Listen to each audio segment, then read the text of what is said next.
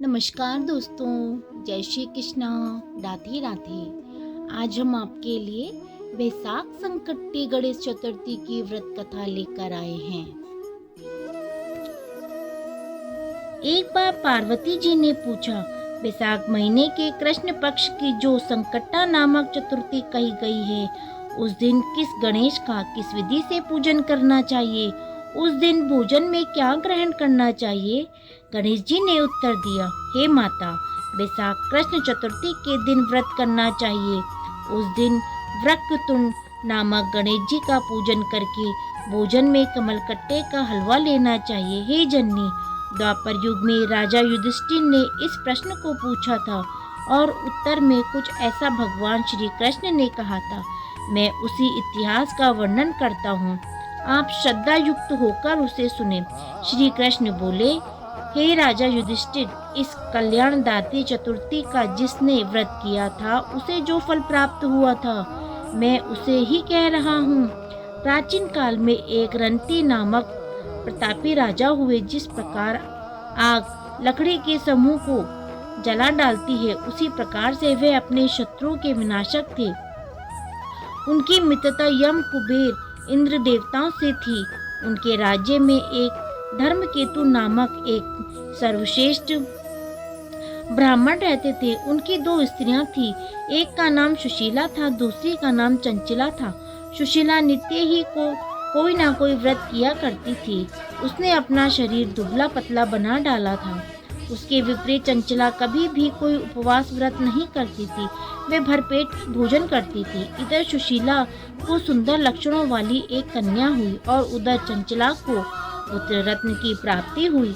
यह देखकर चंचला बारंबार सुशीला को ताने देने लगी, अरे सुशीला, तूने इतना व्रत उपवास करके शरीर को झरझरा बना डाला, फिर भी एक कन्या को जन्म दिया है। मुझे देख, मैं कभी व्रत के चक्कर में नहीं पड़ी, हष्ट पुष्ट बनी हुई हूँ, वैसे ही बालक को जन्म दिया है। अपनी सौत का व्यंग बाण सुशीला को हृदय में चुभने लगा। वह पवित्रता विधि विधाता गणेश जी का उपवास करने लगी। जब सुशीला ने भक्ति भाव से संकट नाशक गणेश जी चतुर्थी का व्रत किया और तो रात्रि में वरदान दायक गणेश जी ने उत्तर दिया। श्री गणेश जी ने कहा, हे सुशीला, तेरी आराधना से मैं अत्यंत संतुष्ट हूँ। मैं तुम्हें वरदान दे रहा हूँ कि तेरी कन्या के मुख से निरंतर मोती और मूंगा प्रभावित होते रहेंगे। हे कल्याणी, इससे तुझे सदा प्रसन्नता मिलेगी। हे सुशीला, तुझे वर शास्त्र देख के एक पुत्र की भी प्राप्ति होगी। इस प्रकार का वरदान देकर गणेश जी अंतर्ध्यान हो गए। वरदान प्राप्ति के फलस्वरूप वह कन्या के मुंह से सदैव मोती मूंगा झड़ने लगे। कुछ दिनों के बाद सुशीला को एक पुत्र उत्पन्न हुआ। अचानक से धर्मकेतु का स्वर्गवास हो गया। उसकी मृत्यु के बाद चंचला घर का सारा धन लेकर दूसरे घर में जाकर रहने लगी, परंतु सुशीला पति गृह में रहकर ही अपने पुत्र और पुत्री का पालन पोषण करने लगी। उस दिन कन्या के मुंह से मोती मूंगा गिरने से फलस्वरूप सुशीला के पास अल्प समय में बहुत सा धन एकत्रित हो गया। उस दिन उसके कारण चंचला को उससे और ईर्ष्या करने लगी। एक दिन हत्या करने का उद्देश्य से चंचला ने सुशीला की कन्या को कुएं में ढकेल दिया। उस कुएं में गणेश जी ने उसकी रक्षा की और वह बालिका सुकुशल अपने माता के पास लौट आई। उस कन्या को जीवित देखकर चंचला का मन उद्गित हो उठा। वह सोचने लगी, जिसकी रक्षा ईश्वर करते हैं उसका कोई मार नहीं सकता है। उधर सुशीला अपने पुत्री को प्राप्त करके प्रसन्न हुई। पुत्री को छाती से लगाकर उसने कहा, श्री गणेश जी ने तुझे पुनः जीवन दिया है। अनाथों के नाथ गणेश जी ही हैं।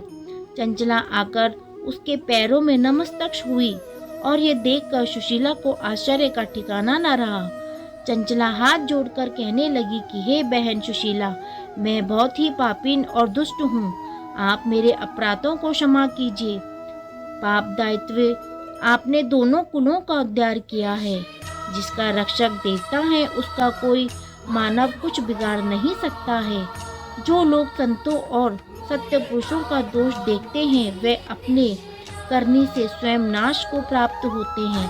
इसके बाद चंचला ने भी उस पर कष्ट विनाशक पुण्यदायक गणेश जी नाशक गणेश जी का व्रत किया।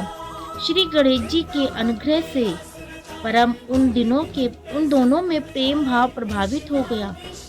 जिस पर गणेश जी की कृपा होती है उनके शत्रु भी मित्र बन जाते हैं।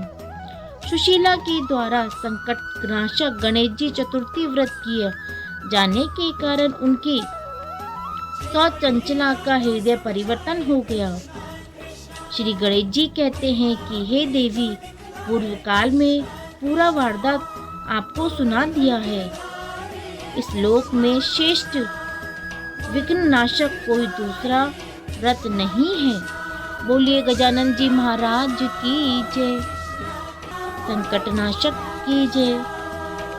अगर आपको मेरा ये वीडियो पसंद आए तो आप मेरे चैनल को सब्सक्राइब करें, लाइक करें, शेयर करें।